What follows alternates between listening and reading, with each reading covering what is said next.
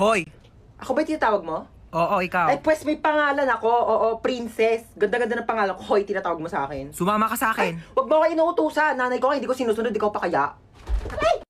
Ako rin? Oh my gosh, don't mind me. I'm just saying nga. Pero kasi your car is very cheap and dirty para sumakay ako dyan, you know. Gusto mo bilang kita Ferrari o kaya some other brand new cars tsaka mo ako kikidnapin. Here's my money. Aray!